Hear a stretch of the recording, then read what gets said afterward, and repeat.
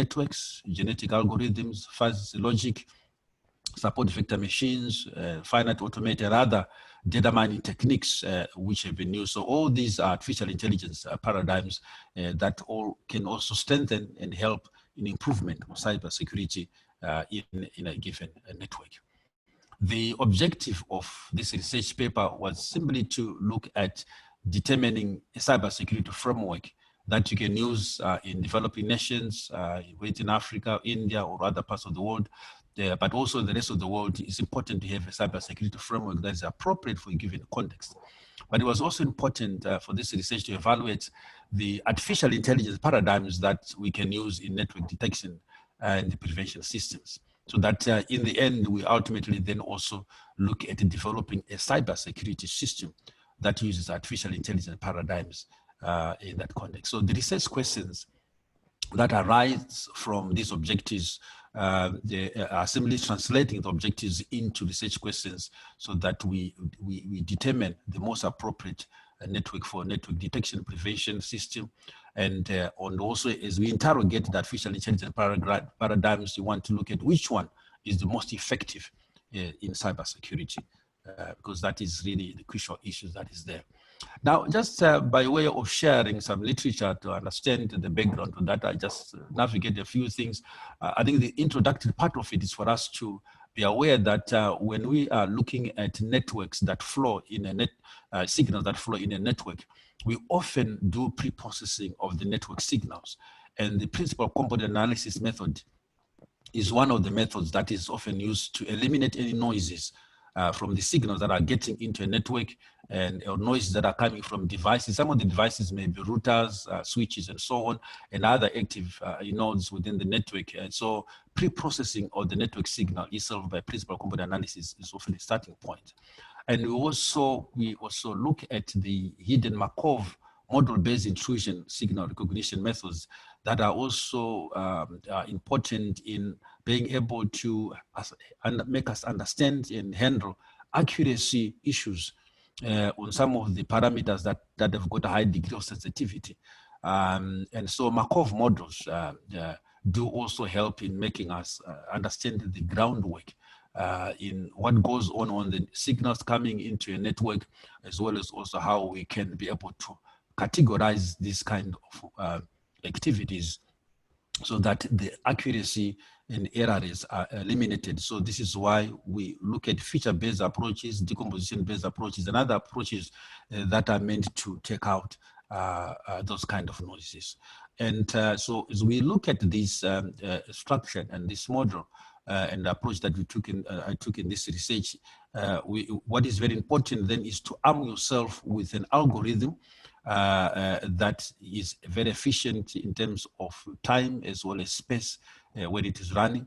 And that algorithm is then targeted to specific data for training purposes. So the algorithm and data for purposes put together can enable us to generate a model and or a number of models. And these models can then be used for training purposes, for helping us, and they can be refined by combiner methods so that ultimately you come up with the final model. So the process here is to look at, if we pick some data for training purposes and arm ourselves an algorithm, we can go through the process of refining those models until we come up with a final model that can represent the picture and scenario that you want to look at.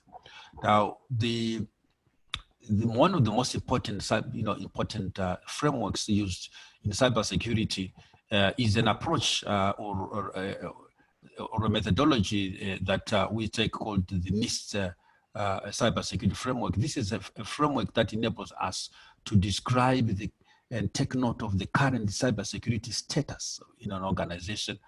And we're also able to understand and describe the desired cybersecurity state, so that the opportunities for improvement can be derived as we look at those two levels and the progress made towards those two become important. So in the NIST cybersecurity framework, we want to be looking at the approaches that enable us to identify who the intruder is, or identify possible intrusion that can get into a network.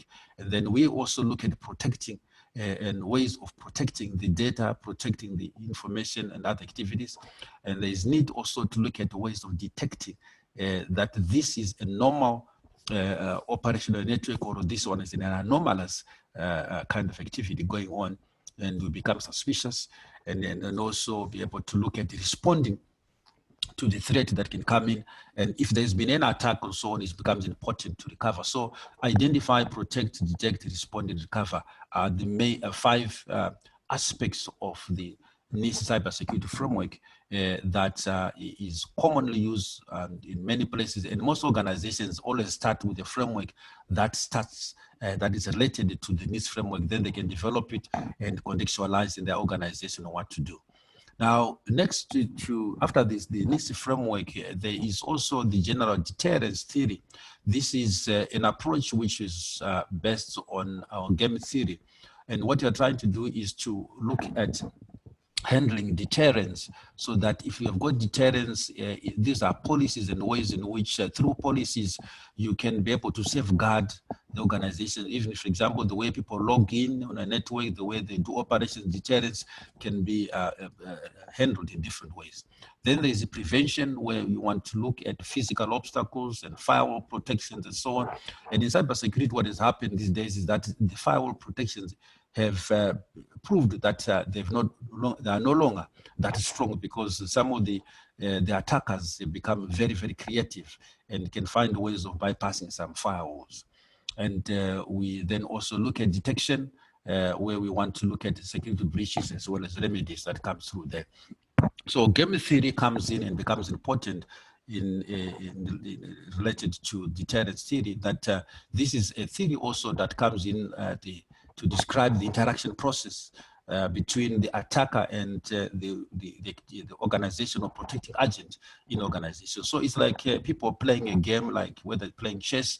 So this is in a game there is a narrative or an account which enables us to handle the strategic reciprocal actions between the opponents that are looking for payoffs and constraints when they're working into that. So game theory is important in the discussion and even in the formulation and the understanding of what goes on in cybersecurity.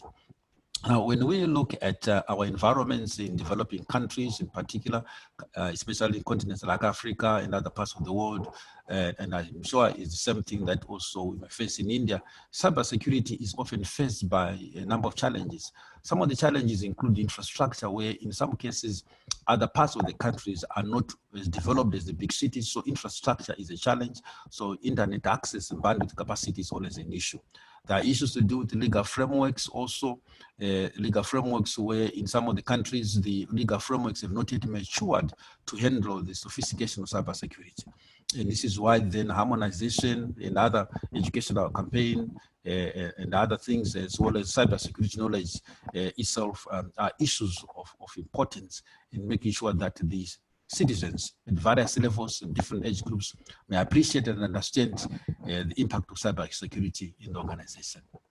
Now, as we look at also the foundations of cybersecurity, it's not complete and enough also if we don't talk about chaos theory, because chaos theory comes in as a dynamical systems theory that focuses on the qualitative understanding of unstable aperiodic behavior in deterministic nonlinear dynamical systems. This is a specialized area of complexity where we are dealing with uncertainty, and we want to be able to be reconstructing a kind of an attractor, because on the internet, things can become very, very chaotic and very complex.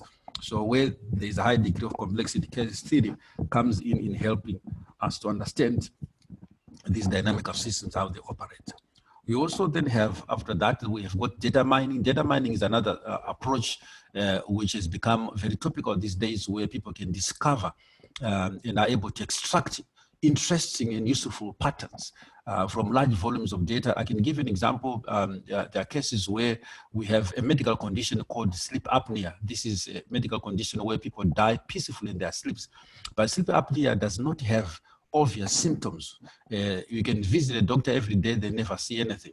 But sleep apnea can only be detected through knowledge data discovery by measuring large volumes of data of the blood oxygen concentration, the chest volume, and the heart rate. And when you do a time series analysis of those three parameters over a long period of time, that's only when we can be able to pick up an unusual pattern and that can indicate the probability that such an individual is likely going to develop sleep apnea and may possibly die in his sleep. And this is why knowledge discovery has become important in enabling us to pick up those unusual patterns as we go through them. We also talk about cryptography. Cryptography, this is an approach we take in encrypting messages. Messages are then encrypted into an unreadable format between the transmitter and the receiver, so that in between, whoever tries to intercept may not be able to make sense of what goes on. So cryptography is important. This is a case where a message, it can only be deciphered into plain text by the recipient, who will now have a secret key which has been agreed by the two. So in cryptography, it's important to ensure then that the authentication, integrity, and confidentiality issues are handled very well.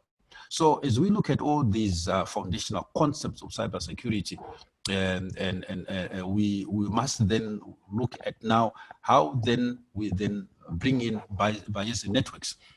As I said earlier, these Bayesian networks, these are causal models that learn from data which has been observed. And in this particular research, I looked at Bayesian networks that we're looking at data that has been observed of a large, of a big network. Then I'll be explaining shortly the methodology in a minute. But the approach to this dwells so much into one aspect called the greedy equivalence search, where we are looking at that aspect of learning, where we can learn the structure, learn from the data, pick up unusual patterns, so that we understand and able to reason on specific things concerning that particular data. And so some of these greedy equivalence searches and other approaches enable us to understand a few things that we see on data. Now, the methodology that was used is essentially a pragmatism paradigm in this research. This pragmatism paradigm is one that is related to the mixed method approach, which has a combination of both qualitative as well as quantitative approaches. So pragmatism, as we know, acknowledges the full dialects between knowledge and action, where we focus a lot more on actionable data. And so it is a philosophy that handles construction and practical solutions in applied research, and also enables us to understand the consequences of an inquiry. For this research, the methodology that I used, which is guided by pragmatism and is essentially a mixed method approach. The approach was that the research design that came out of it was to make use of focus group discussions to handle the qualitative approaches. So I put people in a workshop environment to deal with, put them in a focus group discussion, discuss the qualitative aspects of cybersecurity. Some of them were engineers and scientists and so on and so on. And then the other aspect of it, which dealt with quantitative aspect of the research,